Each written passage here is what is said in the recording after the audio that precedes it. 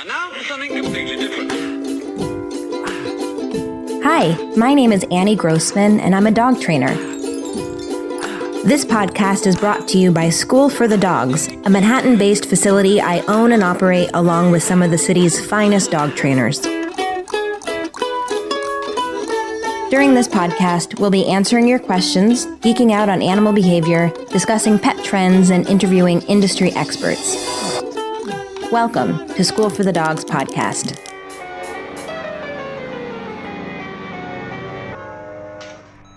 Hey everyone. So lots of people have gotten puppies in the last few months during quarantine, which I'm super excited about.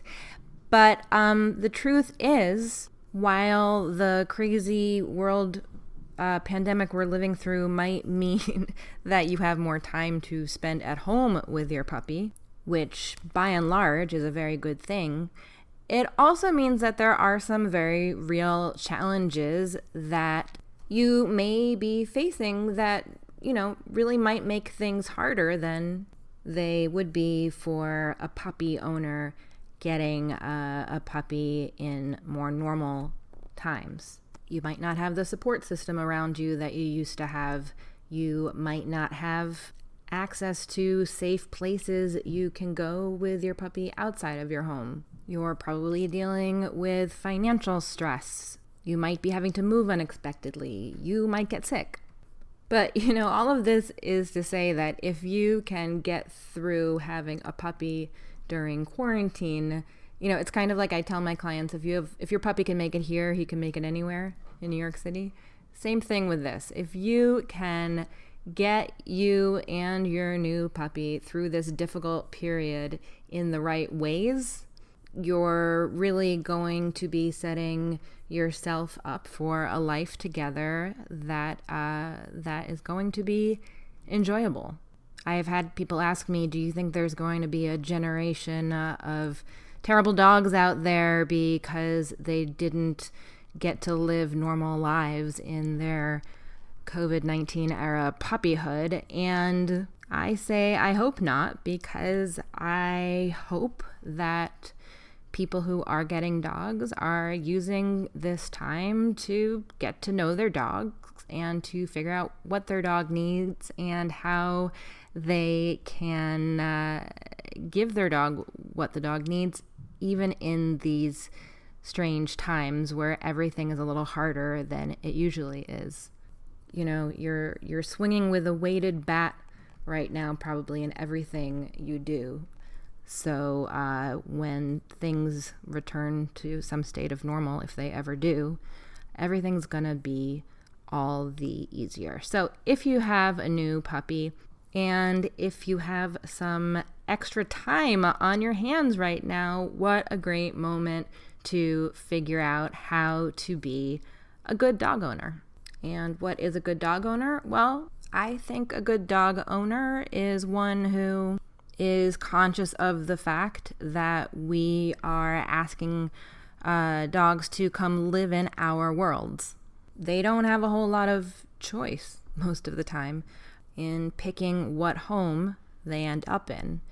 So I think our job is to keep them safe, but also to help them feel good about the human world we're asking them to live in as much as possible, and also to find ways to give them what they need in our world in all the important ways, physically, socially, mentally, physically.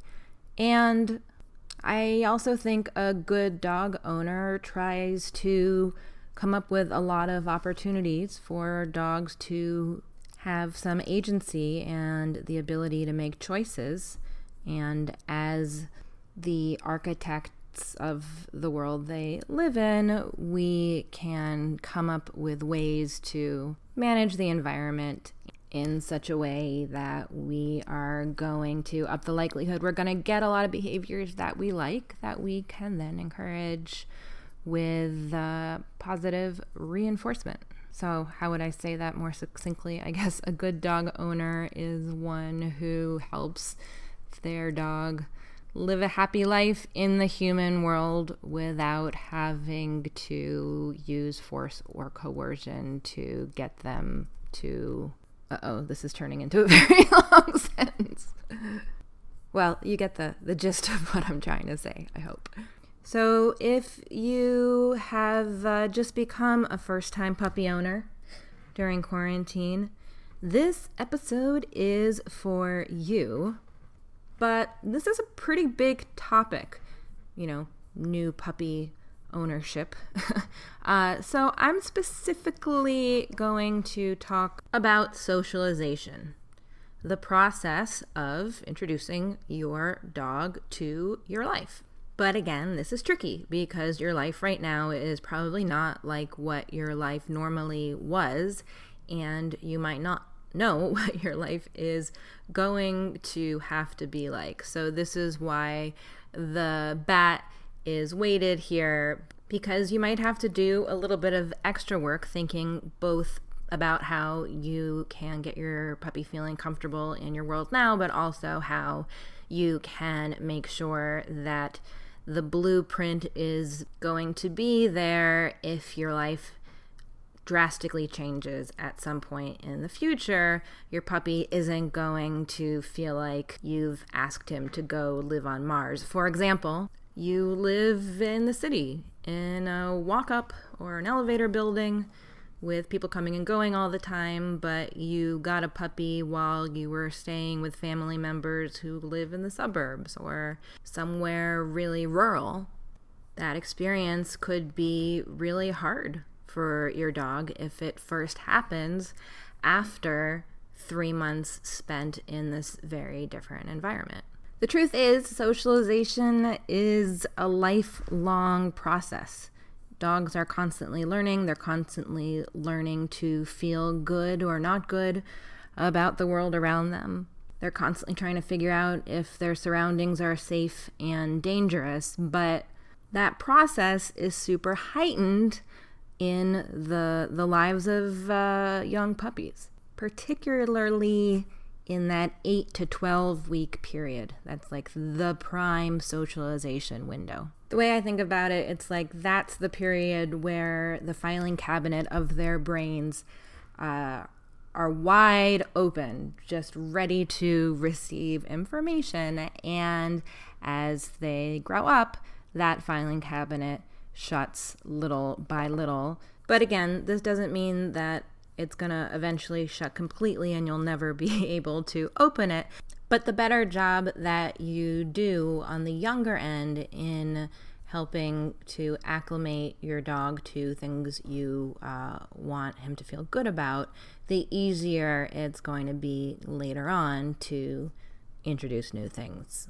When you are quote-unquote socializing a dog, you're working to pair new things with good things in order to help the dog understand that the new thing is a good thing. It's like you're helping to create situations of transitive equality. If every time I see a skateboard, I get a treat, skateboards must be good because treats are good.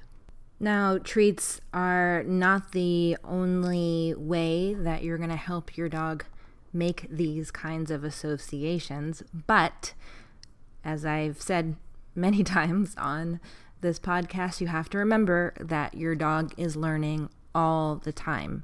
And at the heart of socialization is teaching dogs to behave in ways that we like because they are feeling good and happy and safe. That's the foundation we want to set because so many behaviors we don't like stem from fear and discomfort and unfamiliarity with something.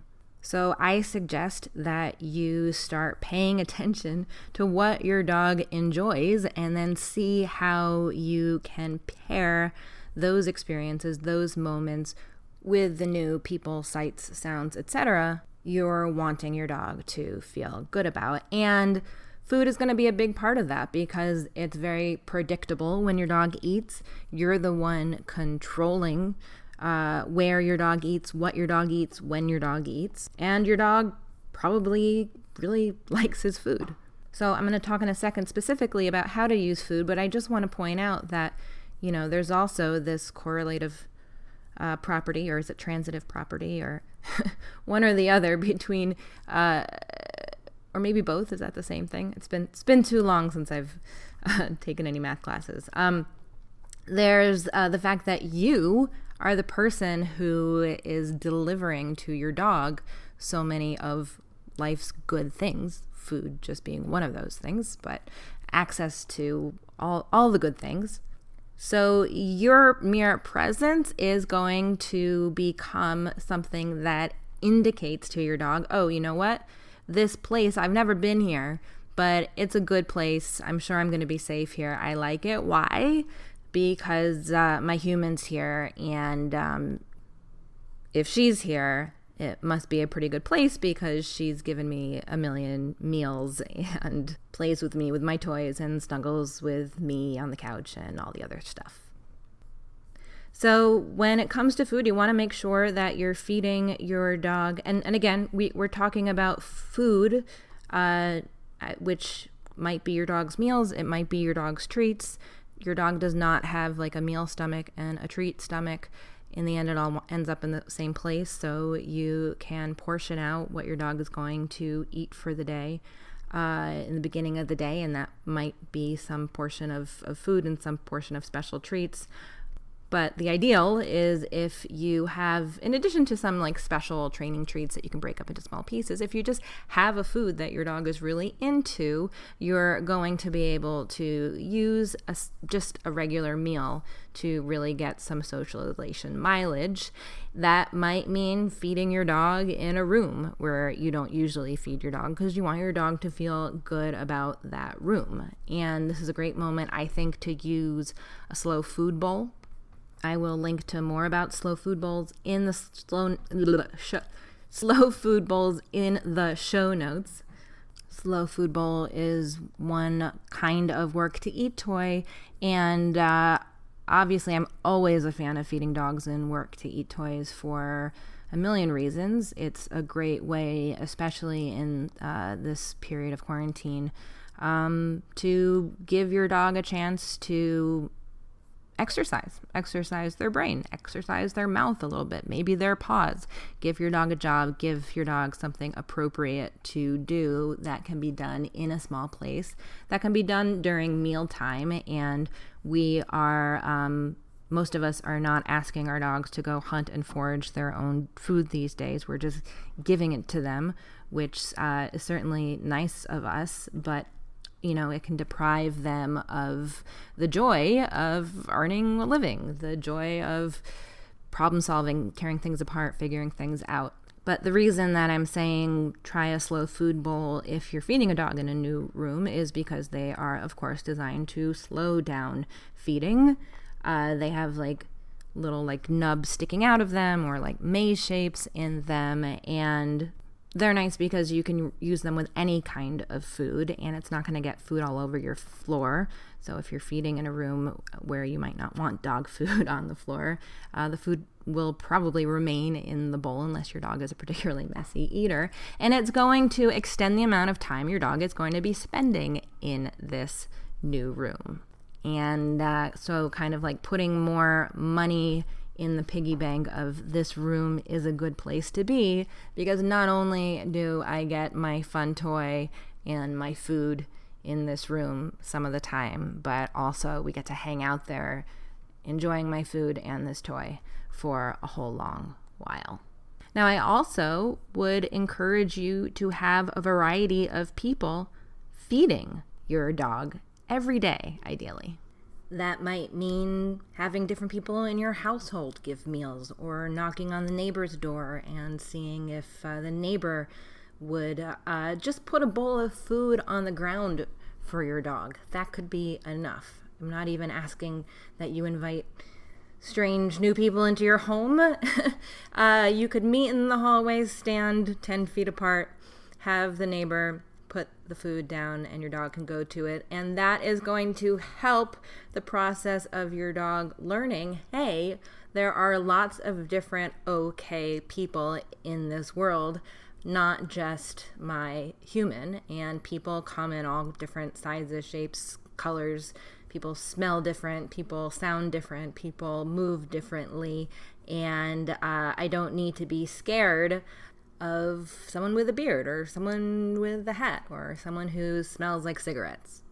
Now, I want to pause for a second before I talk about some other practices, protocol that you can put in place while you're working to socialize your dog, to point out what good socialization should and shouldn't look like.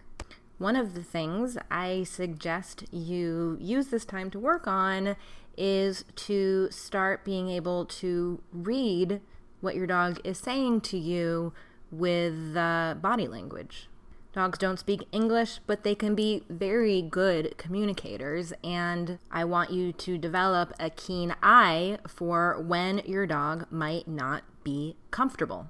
We want to be introducing our dogs to new things in a way they can handle without stressing them out. Introducing your dog to, say, something that might be slightly out of the ordinary, I don't know, say like a blender. It's not putting the blender on at full force and then holding your puppy up to it and trying to force feed him treats the whole time. Sure, if you're introducing your dog to something that they seem to feel neutral about, that perhaps isn't so out of the ordinary, yeah, you could maybe just, toss treats on the bath mat if you want your dog to learn to feel good about the bath mat and let your dog eat the treats off of it. That might be just fine. But if your dog is showing any kind of fear, you want to introduce the new thing only at a distance, at a volume, at an intensity that your dog can handle without stress. In fact, if your dog is stressed, your dog probably won't want to eat treats, so that's one indication that you need to scale everything back a few notches. But you might also watch for what we call stress signals. Often dogs will lick their lips and their nose when they're a little bit stressed out. We sometimes also call these like self-soothing behaviors or displacement behaviors. They're things dogs do with their body that might not make a lot of sense to us, but that indicate to us and probably develop so that they could indicate to other dogs that they're not feeling super comfortable, and maybe engaging in these behaviors also makes them feel better in some way. Example of displacement behavior in humans, I would say, is like tapping your fingers when you're anxious, or punching something when you're mad, or jumping up and down when you're happy. They serve some kind of purpose in the way we're communicating to others, perhaps. They make us feel a certain way. They don't totally make a lot of sense, but that's fine if we can learn what it most likely means when we see these like visual, clues of discomfort. Yawning is another one. Of course, if your dog is super sleepy, relaxed in his bed, and he yawns, then okay, that's probably not a stress signal. But if you're encountering your 6'5" red-bearded neighbor in the hallway and your dog is suddenly yawning, that could be an indication to you that you need to help your dog learn to feel okay about this person and this kind of person. You're not going to be able to introduce your dog to every single person in the world, but the more examples you can put into this wide open filing cabinet of their minds, the better they're going to be able to generalize. Oh, I've never seen someone who looks quite like that, but I have seen men with big beards, and my experiences with them have been pretty good, so this new guy must be all right too. You also want to look out for general stiffness in the body, eyes that are like looking all the way to the side, often while the rest of the body is very still.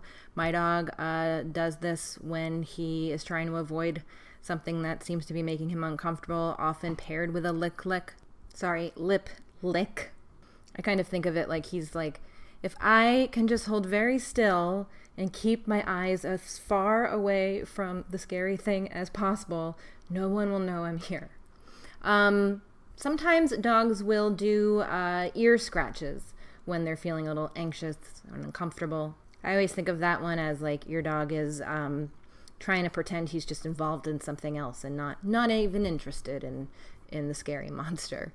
So be cognizant of what your dog is telling you with his body when you are exposing him to new things. The other thing I wanted to interject is that it's very important that your dog always have an escape route when you are working on socializing them to potentially scary stimuli.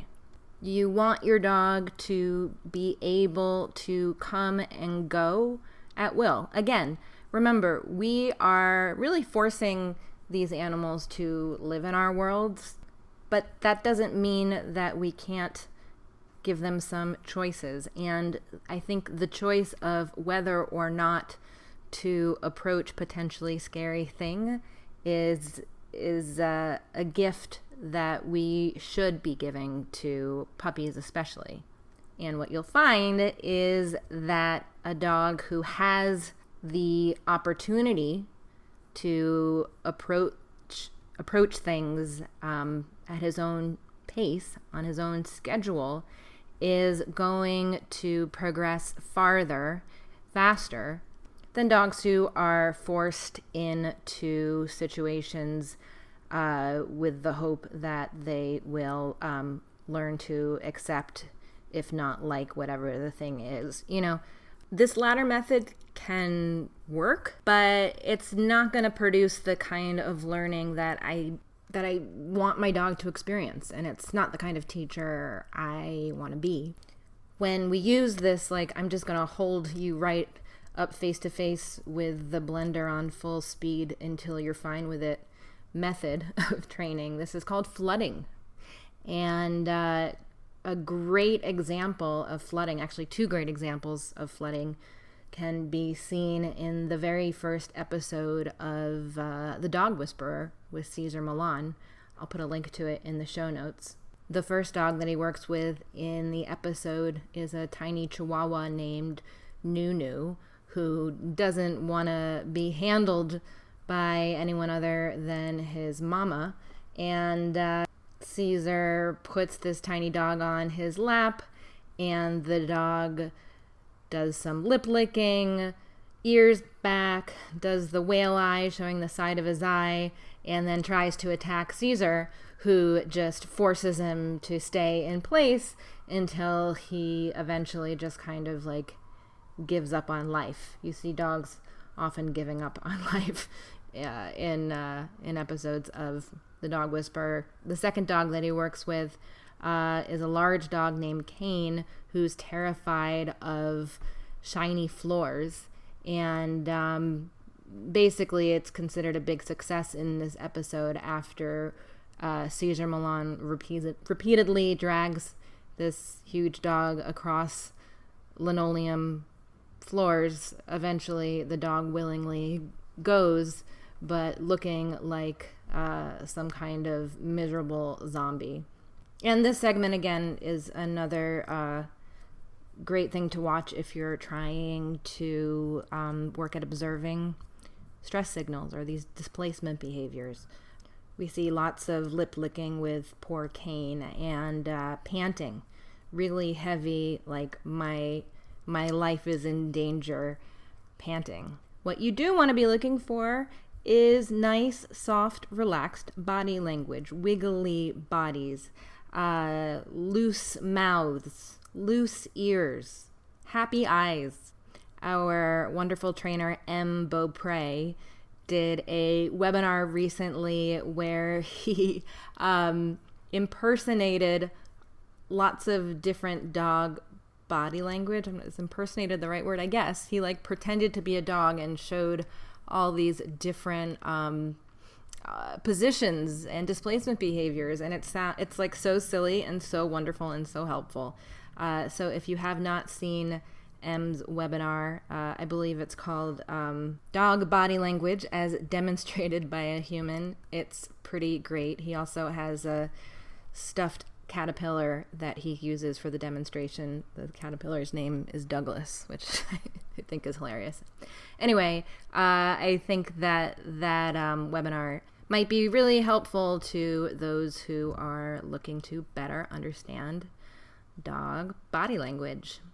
So you're going to watch for signs of stress, and you are going to always provide your dog an out, whether that's introducing your dog to things in a space where he can physically get away, or maybe even providing getaways that your dog can choose to utilize. You know, we do this kind of thing in like puppy playtime where we will make sure that each person's lap is a safe zone, and you want your dog to understand, hey, if you jump in my lap, I'm going to push away all those other puppies.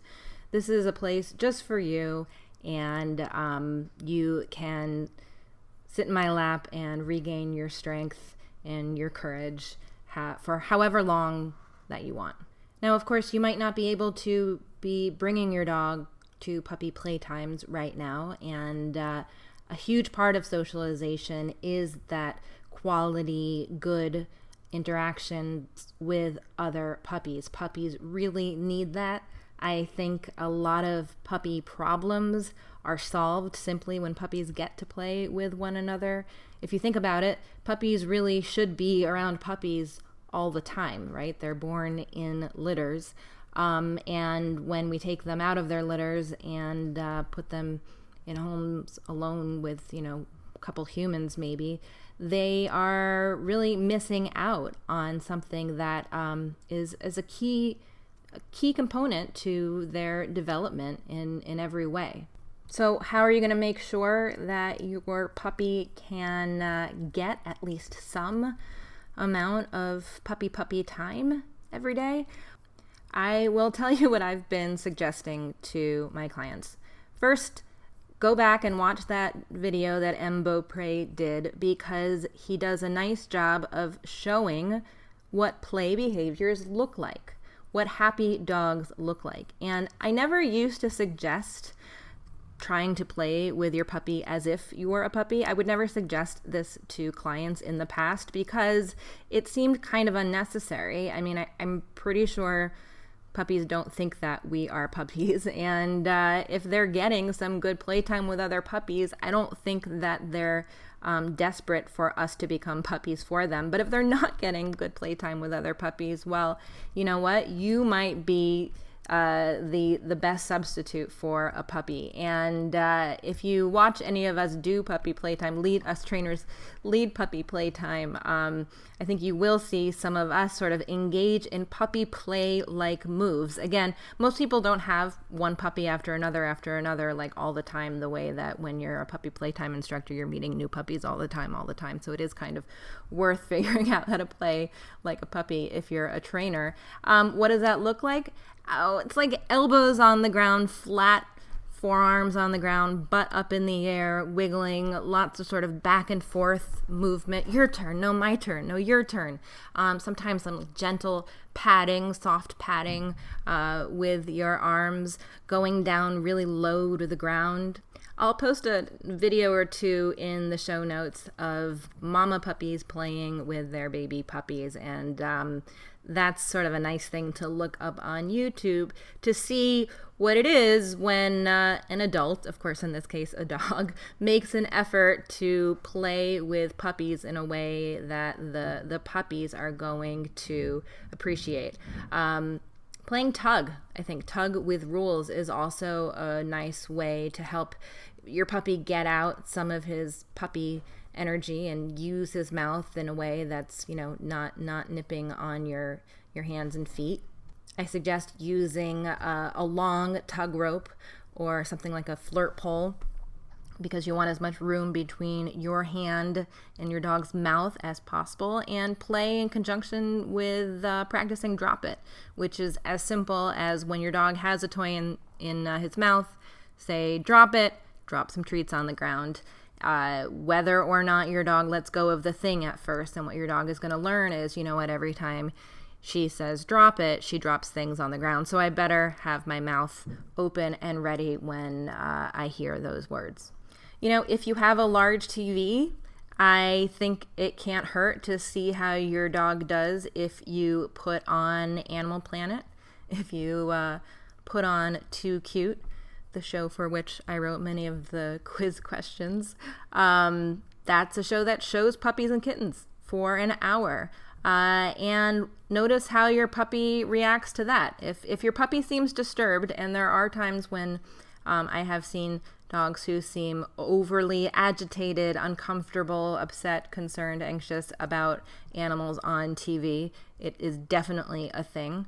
But if your puppy seems engaged and into it, that is certainly not a total replacement for playtime with another puppy, but it is something. Beyond that, I suggest trying to find another puppy in your neighborhood that your puppy can play with on the regular. You can email everyone you know, asking them if they know anyone in the neighborhood. Look on your local Facebook groups, ask your vet.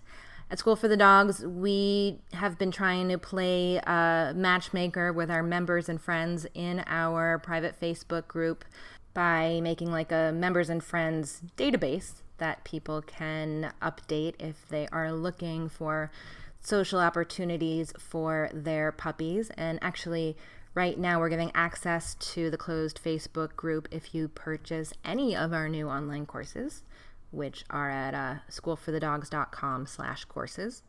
And you know, ideally puppies should be playing with other puppies, but every now and then you'll find an older dog who is really great with puppies, and if there is a slightly older dog who's a good playmate for your puppy, then go with that. But again, you should be watching that dog's body language as well to make sure that dog seems to feel comfortable.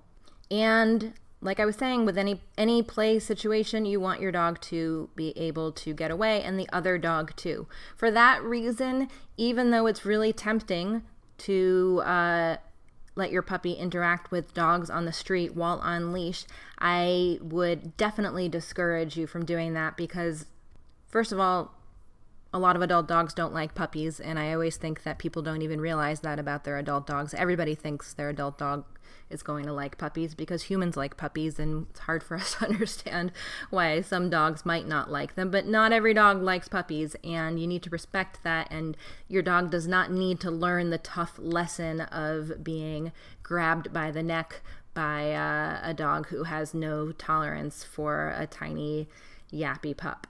And, you know, two dogs on leash, there's not a whole lot of place for either dog to go. I'd rather introductions happen with dogs one-on-one in a safe space where both can get away from one another quite easily. The last thing I wanted to suggest is that you bring your dog with you as much as possible during this quarantine period. You can work on training your dog to feel good about being in a bag. A dog who is comfortable being in a bag is simply going to be easier for you to bring with you. And they make some really good bags now, even for large dogs. So if you have a small puppy who's going to be a large dog, you can start with a small bag and progress to something bigger. We have lots of clients who use the Boat and Tote, which is just like a big canvas bag that you can get at I think like LL Bean. They're not made especially for dogs, but they work quite well. The Canine Sport Sack is a dog backpack that we sell in our online store, storeforthedogs.com. But you know, any bag that your dog can fit into that's comfortable for you to carry and comfortable for your dog to be in can work. You want to make sure your dog is secured to it somehow, whether that's with a leash tied to it or a clip that is in the bag. You can socialize your dog to being in the bag by feeding your dog when your dog is in the bag. And it's going to help you be able to introduce your dogs to new things. Walk around the farmer's market with your dog in a bag, or take the bus, or even just sit on a park bench. It can be less stressful for a dog often to sit contained in the safety of a bag than for a dog to be trying to navigate all the people and carts and kids on scooters and everything else that you're going to find somewhere like a green market. And you can kind of also like obscure a dog in a bag, a puppy in a bag, usually better than you can if you have a puppy in your arms or a puppy on leash. And I don't want people coming out of nowhere and accosting my puppy because my puppy is super cute. I want to have more control over that situation. I want to have treats on me. I want to be able to say, yes, you can approach, or no, you can't approach. Yes, how about you give my dog a treat? And I find if I have a bag for the dog, that's usually easier, which brings me actually one more point I want to make, which is the whole focus of socialization, as we've been talking about it, is helping your dog feel good about lots of different situations in order to get behaviors that you want. It's not about getting the behaviors in order to teach your dog how to behave in a specific environment. This is so important.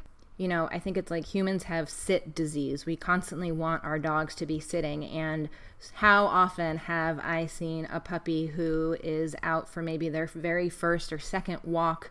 The world is huge and exciting and possibly scary. And here's this new person approaching, wanting to say hi. And then the dog's owner is trying to get the dog to sit because they feel like this dog should never be approached by someone unless the dog is sitting, because otherwise the dog might jump up or I don't know what.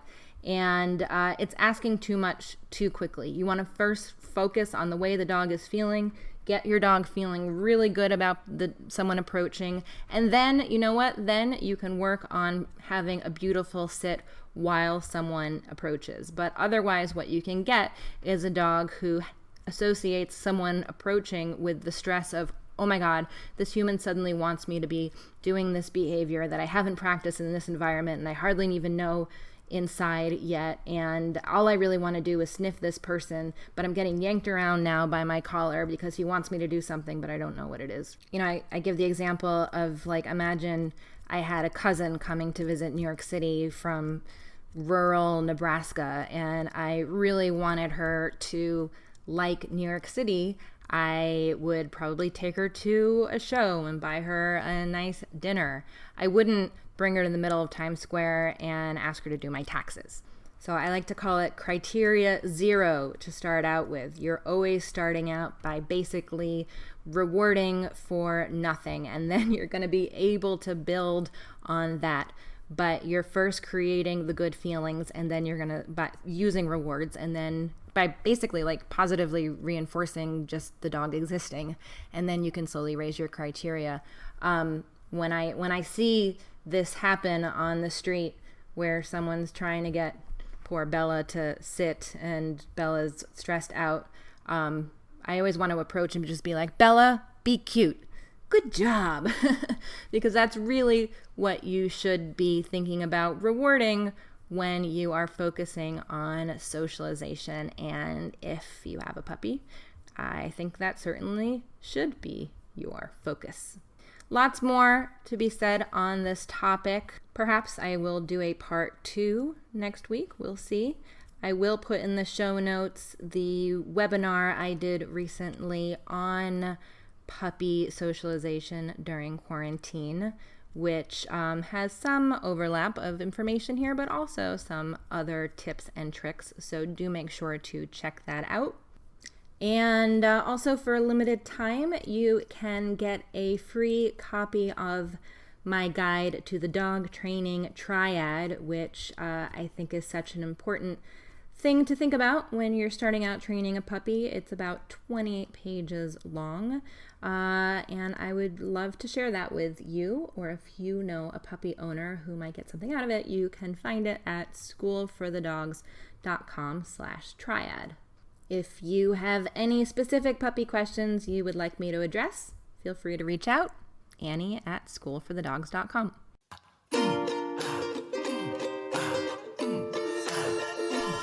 Thanks so much for listening. You can support School for the Dogs podcast by subscribing, leaving a 5-star review, telling your friends, and shopping in our online store.